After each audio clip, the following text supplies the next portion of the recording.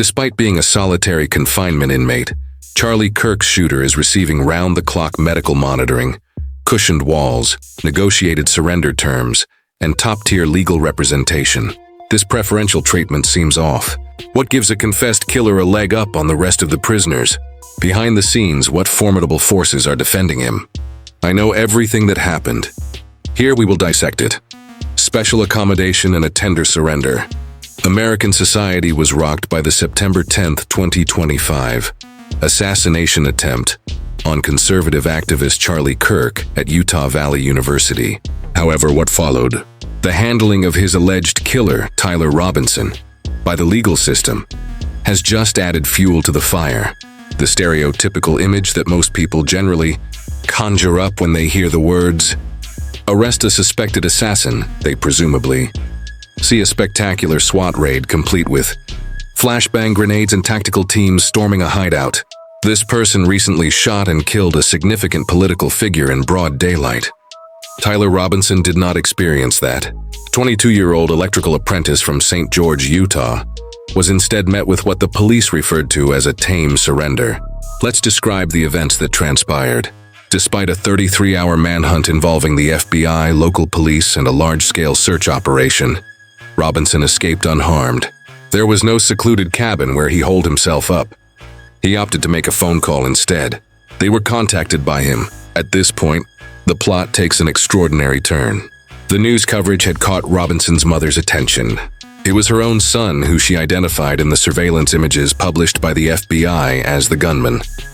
The bolt-action rifle they displayed was a unique Mauser model. She was also aware of that. This firearm belonged to Tyler's grandfather and was a gift from him.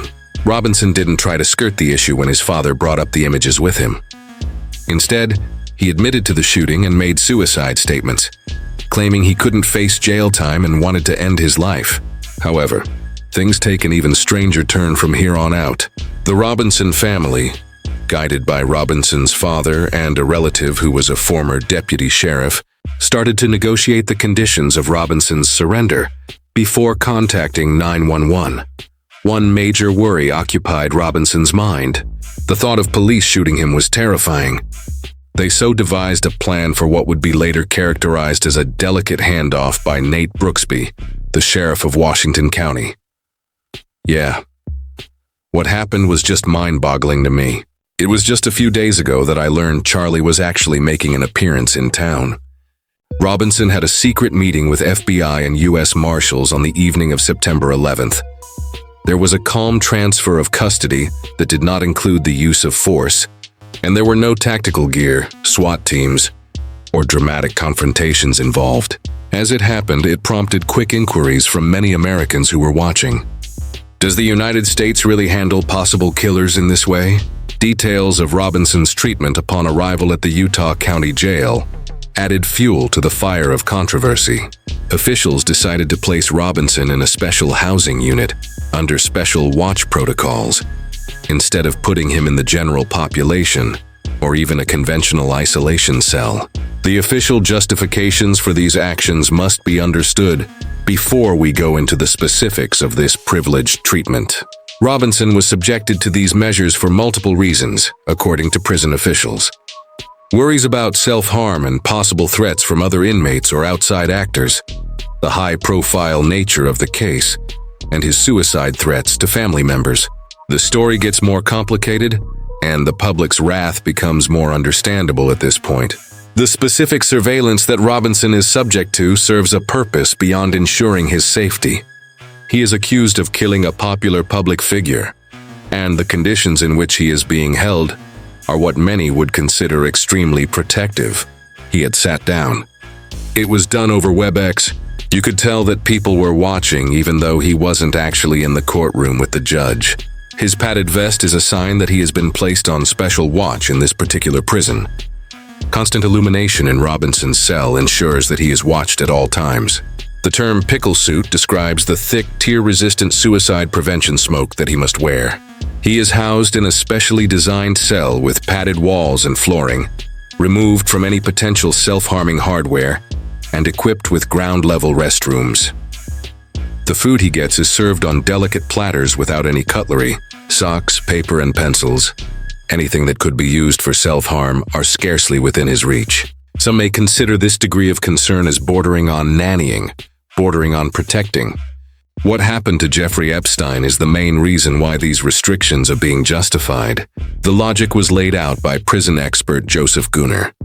A power outage is not an option, since the authorities are hell-bent on preventing anything that can give rise to conspiracy theories or insinuate wrongdoing. This was highlighted by former warden Leonard Vare, who said that the regulations prevent both self-harm and foul play. Someone might kill him because they know it will bring them fame. These justifications, however, fall flat with many Americans, particularly those who back Charlie Kirk. In their view, the system went to extreme lengths to appease the demands of a man who allegedly murdered an innocent person. They perceive a tactful surrender that resembles a commercial negotiation, rather than the apprehending of a violent offender. When you take the timing into account, the optics become much more concerning. Charlie Kirk was on his deathbed on a college campus as his wife Erica hurried to the hospital to say her final goodbyes. His two small children were on the verge of losing a father figure. Allegedly, Tyler Robinson was negotiating the conditions of his incarceration and plotting his pleasant surrender. A barrage of criticism ensued on social media. How is it that the killer gets to negotiate his surrender, while the victim got no such courtesy? Read one popular post, while another highlighted the striking difference. Charlie Kirk succumbs to a gunshot wound to the neck. Suicide prevention measures and protective custody are granted to his killer. The revelation that Robinson has been totally uncooperative with investigators only served to heighten the dispute, in spite of all the efforts made to make him feel comfortable and safe, including special accommodations and compassionate treatment. Robinson still won't talk to detectives about his motivations or any accomplices. People are even more irritated because of this lack of cooperation. This individual has been handled with extreme caution since his arrest, despite the fact that he is accused of carrying out one of the most stunning political assassinations that the country has seen recently. Still, he refuses to cooperate with investigators in their efforts to determine his motivation or the potential danger to other lives. This story takes on a new level as Robinson undergoes the mental health evaluation process. Conditions he is currently in, while waiting for approval from mental health experts, are arguably more comfortable than what many law-abiding persons go through on a regular basis. You can feel the irony. The exact system that he supposedly assailed is providing round-the-clock care and security to a man who is accused of killing a young father, leaving a lady a widow and leaving two tiny children orphaned. In the meantime, Charlie Kirk's loved ones are left to mourn and try to find justice in a system that appears more preoccupied with protecting the guilty than with honoring the victim's memory. Following the investigation, resolving discrepancies, or even considering the facts, Tyler Robinson is refusing to cooperate with investigators as he sits in his specially cushioned cell, and the evidence against him is mounting. The gravity of the case isn't the only thing that has people scratching their heads, though. It seems like more questions than answers are popping up, along with a plethora of contradictions and inconsistencies. All the details about what the police have found so far, what they are still trying to find, and why even the most seasoned investigators are baffled by certain parts of the case are going to be revealed today. According to Patel, that document was shredded. The good news is that, as Patel claims, the police were able to put it all together again. Let's begin with the DNA evidence, which appears to be indisputable. Multiple pieces of evidence at the scene were found to contain Robinson's DNA. According to FBI Director Kash Patel, DNA was found on the rifle's trigger, a towel that was used to wrap it, and a screwdriver that was found on the rooftop where the shot was reportedly fired. This is proof beyond a reasonable doubt. There is no hazy photo or suspect witness evidence here. This proves beyond a reasonable doubt that Robinson was there at the murder scene and was associated with the murder weapon. In a campus wooded area, the rifle, that unique Mauser bolt-action weapon, was found wrapped in a towel. Things become intriguing and maybe even disturbing at this point, though. At the scene, authorities discovered bullet casings that weren't your average ammunition. Some of the engraved inscriptions read, "Hey, fascist catch," and others read, "Oh, suggesting that the authors intended to make a political remark. He believed it to be the sole evidence there at the scene that may lead to his indictment. In the end, he was unable to accomplish it.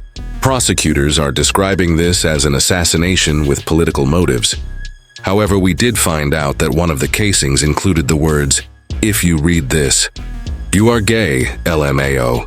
This message seems incredibly inappropriate for the perpetrator. The genuine mental condition and objectives of Robinson have baffled authorities and bystanders alike due to his combination of serious political discourse with immature internet comedy. There appears to have been extensive preparation based on the surveillance evidence. Around 11:51 a.m., cameras caught Robinson walking onto campus. Adorned with a dark baseball cap, huge shades, and an American flag-printed black shirt. He hardly lifted his head high enough to get a good look at his face while he was on campus. But this is where the investigators claim the strange occurrence occurred. They say Robinson walked strangely, with his right leg barely bent, as if he had a gun concealed in his jeans. While this may be the case in theory, several viewers of the footage have raised doubts about it, pointing out that the released photographs show both legs bending normally.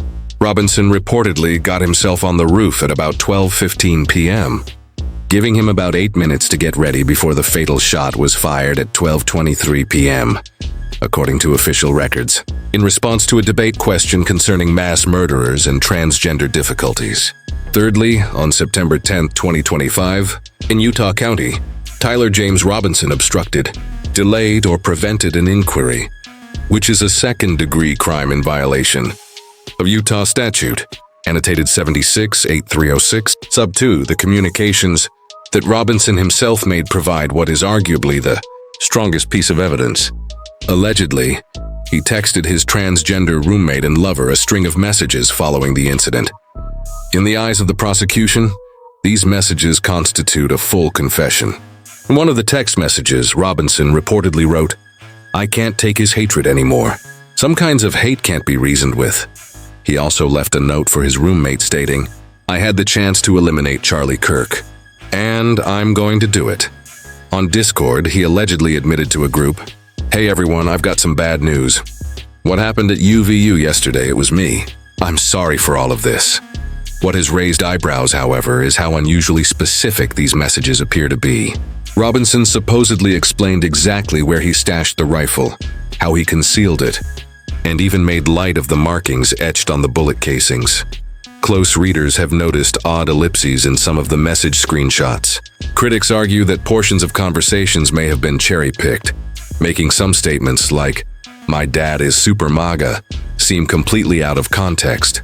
Legal commentators have asked whether these texts are almost too convenient, too thorough, too incriminating to be taken at face value. Adding to suspicion, many of the texts lack timestamps, leaving no way to confirm whether they were written during the lockdown, after the shooting, or at another point altogether. The story gets even stranger when you factor in 71-year-old George Zinn, a man initially arrested after bizarrely claiming responsibility for the crime. His actions were so odd that he was charged with obstruction of justice. Yet when investigators checked his phone, they allegedly discovered disturbing child exploitation images. This discovery created even more unsettling questions. Why would a man with no ties to the case step forward so dramatically? And why would someone with illicit material on his phone deliberately attract police scrutiny? A source told reporters that the murder weapon was eventually recovered in a wooded, brushy area nearby. But the investigation has continued to expose unusual gaps. Neighbors noticed suspicious traffic outside the house Robinson shared with his transgender partner. Multiple strange cars and license plates, despite the couple rarely entertaining visitors. Some family members of the roommate expressed shock that only Robinson had been charged, hinting they believed more people may have been involved. Authorities described the roommate as cooperative and even helpful, providing the very messages that implicate Robinson. But relatives paint a less flattering picture. Someone with substance abuse struggles and increasingly extreme political opinions. Another unanswered question: how did Robinson even manage to reach the roof of the Losi Center? Footage shows him entering the building and climbing a stairwell, but investigators still can't explain how he accessed the roof or why security failed to stop him. Experts point out that only 6 uniformed officers were assigned to an event with 3,000 attendees and a polarizing political figure, fewer than the security presence seen at ordinary sports games. The university insists it followed standard procedures, but critics argue those procedures were grossly inadequate given Kirk's prominence and the threats he had previously received. Robinson's political transformation complicates the picture further. Raised in a devoutly Republican Mormon household, he drifted leftward in recent years, reportedly influenced by his partner. Yet the FBI has found no ties to organized left-wing movements. If radicalization occurred, investigators suspect it was either deeply personal or tied to hidden networks still undiscovered. The Discord chat where he supposedly confessed remains under scrutiny. More than 20 members have been interviewed by the FBI, but none have been arrested or even classified as suspects. This leaves observers questioning whether Robinson's online activity reveals genuine conspiracies or just isolated personal rage. On the surface, this case looks straightforward. A political assassination with a clear motive, abundant physical evidence, and even confessions. But inconsistencies, missing details, and puzzling questions continue to pile up. While Robinson remains silent in his secure cell, refusing to aid investigators, many wonder, was he really acting alone, or are others still out there who had a hand in this? The case has moved into the legal arena. Robinson faces a capital charge of aggravated murder, accused of intentionally killing Charlie Kirk on September 10, 2025. At his first virtual hearing on September 16th, he appeared on screen in a suicide prevention smock as Judge Tony Graff read out the charges. Prosecutors are pursuing the death penalty, potentially Utah's first public execution in decades by firing squad. Additional charges include obstruction of justice for hiding the rifle and tampering with evidence, witness intimidation for urging his roommate to stay quiet, and committing a violent act in the presence of a child, since minors were at the event. Observers noted the irony. A man who allegedly orchestrated a politically motivated killing now claims indigence and has been granted a taxpayer-funded defense team. Utah County Attorney Jeff Gray wasted no time filing intent to seek the death penalty. His team argues Robinson deliberately targeted Kirk due to political beliefs, making this more than just murder. It was political terrorism. Yet Robinson remains uncooperative, offering nothing to investigators. Meanwhile, Erica Kirk, Charlie's widow, has been granted a protective order while raising their 2 young children alone.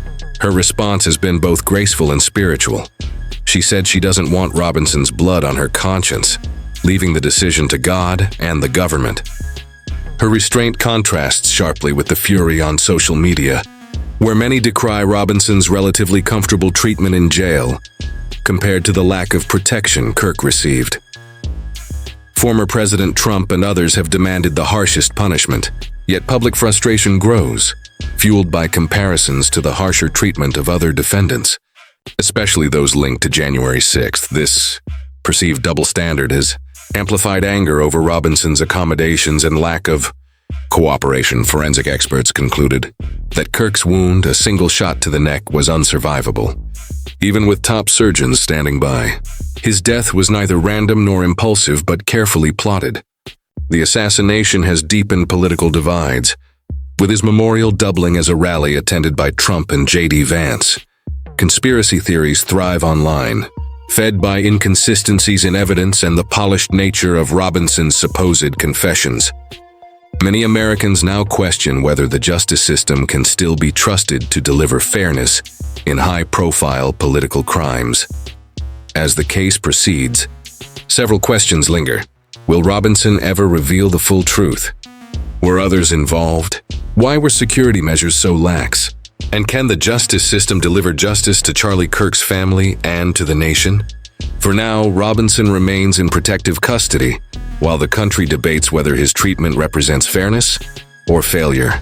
This trial may ultimately define how America responds to political violence, and whether it still values justice for victims as much as protections for the accused.